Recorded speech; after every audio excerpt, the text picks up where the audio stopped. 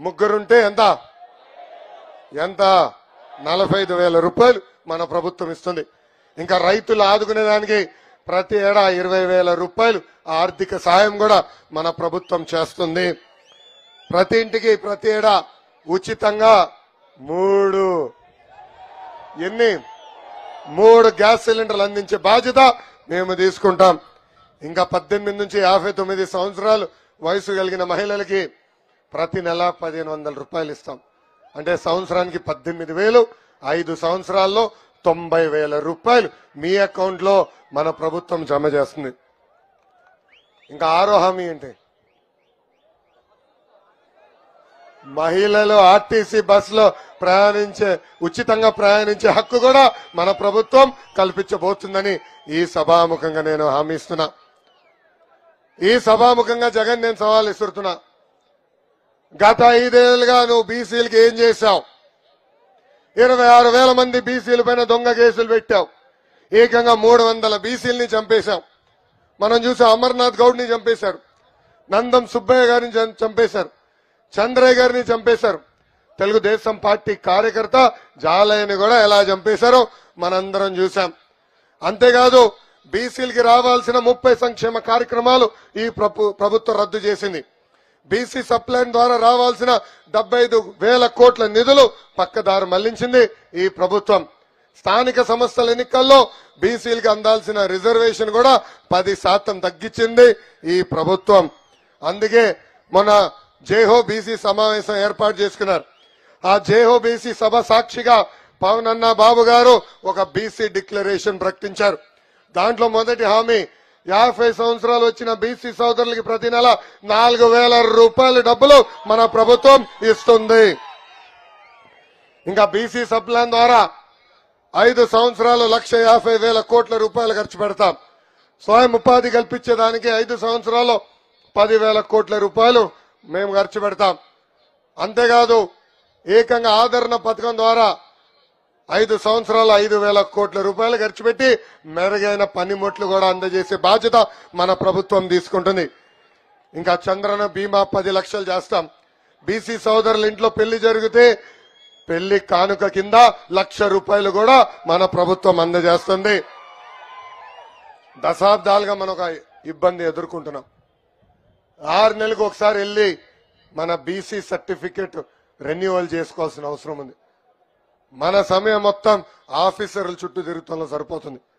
అందుకే మన ప్రభుత్వం ఏర్పడిన వెంటనే బీసీ సోదరులకి పర్మనెంట్ కాస్ట్ సర్టిఫికేట్ కూడా అందజేసే బాధ్యత మన ప్రభుత్వం తీసుకుంటుంది.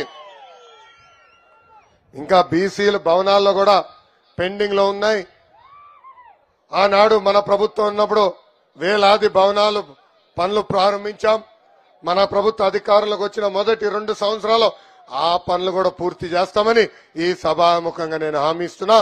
అంతేకాదు బీసీలని కాపాడడానికి ఒక ప్రత్యేక రక్షణ చట్టం కూడా తీసుకొచ్చే బాధ్యత మన ప్రభుత్వం తీసుకుంటుందని ఈ సభాముఖంగా బీసీ సోదరులందరికీ నేను హామీ ఇస్తున్నా. అమ్మ, అనంతపురం జిల్లాని అభివృద్ధి చేసింది తెలుగుదేశం పార్టీ.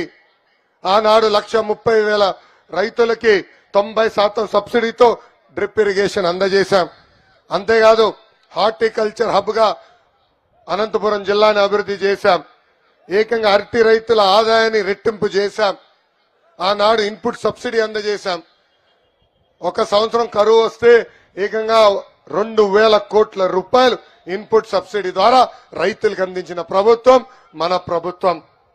ఇంతేకాదు రోడ్లు గాని బ్రిడ్జిలు గాని తాగునీటి ప్రాజెక్టులన్నీ చేసింది తెలుగుదేశం పార్టీ. కానీ ఏం జరిగింది? 2019లో పాలిచ్చే ఆవు వద్దని తన్నే దున్నపోతూ ప్రభుత్వాన్ని గెలిపించుకున్నాం. అవునా కాదా తల్లి? ఈరోజు ఈ ప్రభుత్వం ఒక దున్నపోతులాగా మన తంతుంది. అందుకే ఈ సభాముఖంగా నేను మిమ్మల్ని అందరినీ కోరుతున్నా, మనకుంది 2 నెలలు. ఈ 2 నెలలు మనందరం కష్టపడాలా. ఎందుకంటే జగన్ది ఒక దరిద్రపు పాదం. ఆయన ముఖ్యమంత్రి అయిన తర్వాత 30 ఏళ్ళలో ఎప్పుడు రాని కరువు ఈరోజు అనంతపూర్ జిల్లాకు వచ్చింది. ఇంత కరువు వస్తే కనీసం ముఖ్యమంత్రి గారు ఇది కరువు జిల్లాగా సరిగా ప్రకటించట్లేదు. ఇన్పుట్ సబ్సిడీ ఇవ్వట్లేదు. డ్రిప్ ఇరిగేషన్ కూడా అంతెందుకు తెలుగుదేశం పార్టీ హయాంలో పట్టు రైతుల్ని ఆదుకున్నాం. పాపం పట్టు రైతులు కూడా సబ్సిడీ ఎత్తేసింది ఈ ప్రభుత్వం. ఆ పట్టు రైతులు నేను హామీ ఇస్తున్నా, మీకున్న బకాయిలన్నీ కూడా చెల్లించే బాధ్యత మేము తీసుకుంటాం. ఇంకా అంతేకాదు తెలుగుదేశం పార్టీ హయాంలో దాదాపు 15 లక్షల ఎకరాల్లో వేరుశెనగ వేశారు రైతులు. ఈ ప్రభుత్వం అధికారంలోకి రాకుండా ముందల 3,000 కోట్ల ధరల స్థిరీకరణ నిధి ఏర్పాటు చేస్తున్నారు. ₹1 ఇవ్వలేదు. ఇప్పుడు ఏకంగా పండించే పంట కూడా కొనే నాదుడు లేకుండా పోయింది. ఈ రోజు వేరుశెనగ కేవలం 3 లక్షల ఎకరాలకి పడిపోయే పరిస్థితి మనందరం చూస్తున్నాం. హంద్రనివా పనులు ముందలకెళ్ళట్లేదు. ఏకంగా హెచ్ఎల్సి ఆధునికరణ పనులు జరగట్లేదు. తెలుగుదేశం పార్టీ హయాంలో జీడిపల్లి పేరేరు ఎత్తిపోత పథకాలు పనులు ప్రారంభిస్తే ఈ సైకో జగన్ అధికారంలోకి వచ్చిన తర్వాత మళ్ళీ ఆ ప్రాజెక్టులకు పునాదులు వేశాడు తప్ప ఒక్క పని కూడా ముందలకెళ్ళలేదు. ఇంకా అంతేకాదు తెలుగుదేశం పార్టీ హయాంలో ఒక మెగా డ్రిప్ ఇరిగేషన్ ప్రాజెక్ట్ ప్రకటించాం. 840 కోట్ల రూపాయలు ఖర్చు పెట్టి ప్రతి రైతుకి డ్రిప్ ఇరిగేషన్ అందజేయాలనే లక్ష్యంతో ఆనాడు మనం పనిచేశాం. కానీ ఈ ప్రభుత్వ అధికారులకు వచ్చిన తర్వాత ఆ కార్యక్రమం కూడా రద్దు చేస్తాం. చాలా చాలా బాధాకరం. అసలు పుట్టపర్తి నియోజకవర్గం గురించి ప్రస్తావిస్తేనే ప్రశాంతత గుర్తొస్తుంది. ఎక్కడికి వెళ్ళినా ప్రజలు అనేవాళ్ళు సౌమ్యులు. భగవాన్ సత్యసాయి గారి భూమి ఈ పుట్టపర్తి నియోజకవర్గం. ఆనాడు పల్లె రఘునాథ్ రెడ్డి గారి నాయకత్వంలో ఎప్పుడు లేని విధంగా 2,752 కోట్ల రూపాయలతో అనేక అభివృద్ధి కార్యక్రమాలు మన ప్రభుత్వం చేసింది. ఒక ఆర్ఎన్బి రోడ్లకే 204 కోట్ల రూపాయలు ఖర్చు పెట్టాం. పంచాయతీ రోడ్లకి దాదాపు 150 కోట్ల రూపాయలు ఖర్చు పెట్టాం. ఇంకా ఊరూరులో ప్రతి ఊర్లో సీసీ రోడ్లు వేసాం. ఎన్టీఆర్ ఇల్లు కట్టాం. 1214 టిట్కో ఇల్లు కట్టాం. తాగునీటి పథకాలు ఏర్పాటు చేశాం. శ్మశానాల ప్రహరీ గోడ కట్టింది తెలుగుదేశం పార్టీ. కానీ మీరేం చేశారు? పాలిచ్చి ఆవద్దని తన్నే దున్నుపోతే ఎమ్మెల్యేని ఇక్కడ గెలిపించారు. ఆయన పేరు దుద్దుగుంట శ్రీధర్ రెడ్డి అయి ఉండొచ్చేమో కానీ ఆయన పేరు నేను మార్చా. ఏంటది? పాదయాత్రలో ఇంకో పేరు పెట్టిన మర్చిపోయినారా? దోపిడిగుంట శ్రీధర్ రెడ్డి. ఇప్పుడు ఏకంగా బ్యాంకులకే టోపీ పెట్టాడు తల్లిన. 1974 కోట్ల రూపాయలు బ్యాంకులకు ఎగ్గొట్టాడు. రేపో మాపో జైలుకి వెళ్తాడు తల్లి ఈ ఎమ్మెల్యే. ఇలాంటి వ్యక్తిని మళ్ళీ మనం గెలిపించుకుంటామా?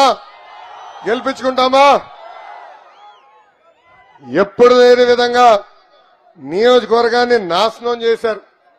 అడ్డగోలుగా అవినీతులు చేస్తున్నారు. మనం చూసాం. ఎమ్మెల్యే అయిన తర్వాత ముఖ్యమంత్రితో పోటీపడి ఇక్కడ ఒక ఇల్లు కట్టాడు తల్లి. ఈరోజు వస్తుంటే చూసా, ఒక్క వ్యక్తి బతికేదానికి అంత పెద్ద ఇల్లు కట్టాలి తల్లి. ఆయన ఇక్కడ ఉంటే కదా ఎప్పుడు హైదరాబాద్ లో ఉంటాడు. అహర్నిశలు ఇక్కడ ఉండే వ్యక్తి పల్లె రఘునాథ్ రెడ్డి గారిని సభాముఖం తెలుపుతున్నా. ఆనాడు పల్లె రఘునాథ్ రెడ్డి గారు క్రమశిక్షణతో ఒక పట్టుదలతో పనిచేశారు. కానీ ఇప్పుడు వచ్చిన ఎమ్మెల్యే మట్టి నమ్ముకుంటాడు, భూములు కబ్జా చేస్తాడు. ఇక్కడ ఎవరన్నా లేఅవుట్ వేయాలంటే వాళ్ళని ఇబ్బంది పెడతారు. ఆయనకు ఒకటే తెలుసు, పుట్టపర్తికి వచ్చాడంటే ఎక్కడ డబ్బులు దొబ్బాలి, ఆయన పుట్టపర్తికి వచ్చాడంటే ఎవడు భూములు లేపేయాలనే ఆలోచన తప్ప ఇంకా ఏమీ లేదు. ఇక్కడున్న ఎమ్మెల్యేగా నీ సభాముఖం తెలుపుతున్నా. వాళ్ళే సమస్యలు సృష్టిస్తారు, భూముల్లో వాళ్ళే సమస్యలు సృష్టిస్తారు, మళ్ళీ వాళ్ళే పరిష్కరిస్తారు, దాంట్లో వాటా తీసుకుంటారు.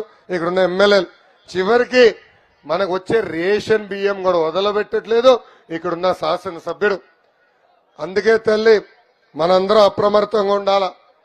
జగన్ కూడా అనేక హామీలు ఇచ్చాడు. పాదయాత్రలో వచ్చినప్పుడు మీకు అనేక హామీలు ఇచ్చాడు. ఆనాడు పుట్టపర్తిని ఒక టూరిజం కేంద్రంగా తీర్చిదిద్దుతా అన్నాడు. పుట్టపర్తి పట్టణంలో భూగర్భ డ్రైనేజ్ ఏర్పాటు చేస్తా అన్నాడు. మారల్ల రిజర్వాయర్ ఆనాడు మనం పనులు పూర్తి చేస్తే పంట కాలువలు దవ్వుతా అన్నాడు. ఇచ్చిన ఈ 3 హామీల్లో ఒకటన్నా నిలబెట్టుకున్నాడా ఈ జగన్ అని అడుగుతున్నా? నిలబెట్టుకున్నాడా? లేదు. అందుకే ప్రజల్ని కోరుతున్నా, తెలుగుదేశం జనసేన అభ్యర్థిని పుట్టపర్తిలో గెలిపించండి. మన ప్రభుత్వం ఏర్పడిన వెంటనే స్థానికులకి మన ప్రాంతంలో పరిశ్రమలు తీసుకొచ్చే బాధ్యత మేము తీసుకుంటాం. పెద్ద ఎత్తున స్థానికులకి ఉద్యోగాలు ఉపాధి కల్పించే బాధ్యత మన ప్రభుత్వం తీసుకుంటుంది. ఇక్కడనే ఉన్న ఏపీఐఏసి పార్క్ కూడా నేను చూసా. ఎస్ఎంఈ పరిశ్రమలు తీసుకొస్తాం. లోకల్స్ కే ఉద్యోగాలు కల్పించే బాధ్యత మేము తీసుకుంటాం. అంతేకాదు నాకు కళ ఉంది. ఆ కళ ప్రతి ఇంటికి నీటి కుళాయి ద్వారా తాగునీరు అందించేది. అది మన ప్రభుత్వం ఏర్పడిన